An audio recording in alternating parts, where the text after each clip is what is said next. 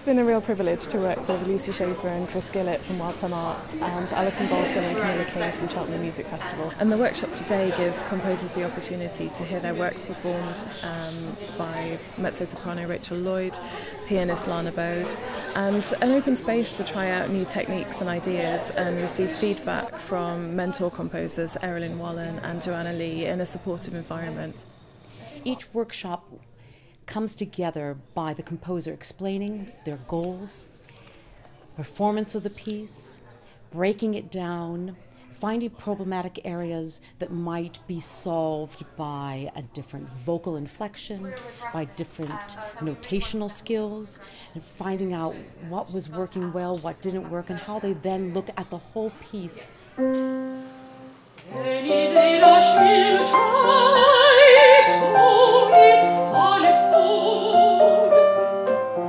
She'll want to get into a fast one. And by breaking it down, they can now create it in a new image, and that's what education and mentorship and workshopping is all about. When the music's been written, there are so many unknowns that on paper you almost don't want to make a decision about until it's heard live. I really like to have that feeling of each crotchet is a crotchet, each. I mean, for me as a composer, I'm really interested in what people think about it, whether it's playable, or even if it is playable, whether it's enjoyable to play. One of my questions for the pianist is actually, yes, with a bit of work you could play that, but is that something you'd want to work on? I want to know where I can make it, even if it's challenging, more enjoyable and more of a satisfying experience. What we want the piece to be, but it's not a clear instruction what you've got to do to produce that effect. So I mean that's the thing to be aware of as well, isn't it?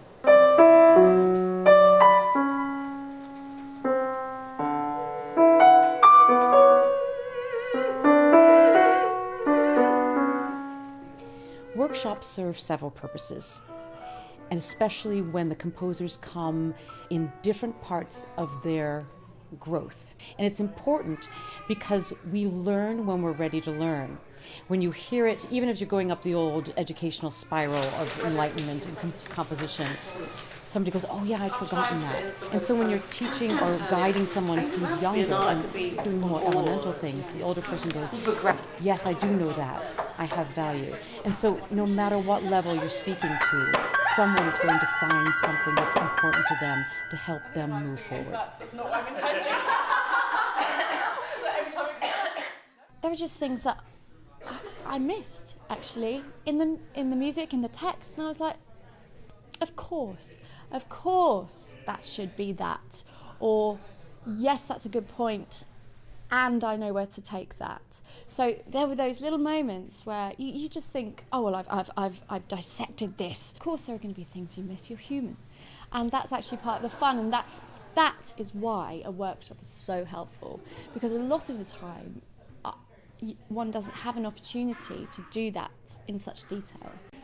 I mean, at the moment my baby's only just starting on solids. I can't really leave her at home. It meant a lot that, I went to PRS and I said, I'm really interested in being involved. Thank you for selecting me, but I need to bring my child with me. PRS didn't bat an eye. If you're trying to raise the profile of female composers, you need to put things in place to allow them to do that.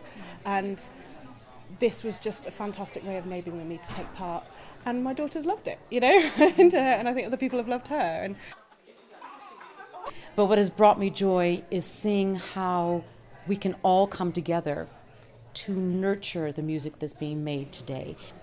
I think it's incredibly important to create spaces for women composers to come together in workshops like this. To be able to come to this building here and step into PRS as a composer, but to actually be able to come here, it does provide you with a sort of real sense of worth.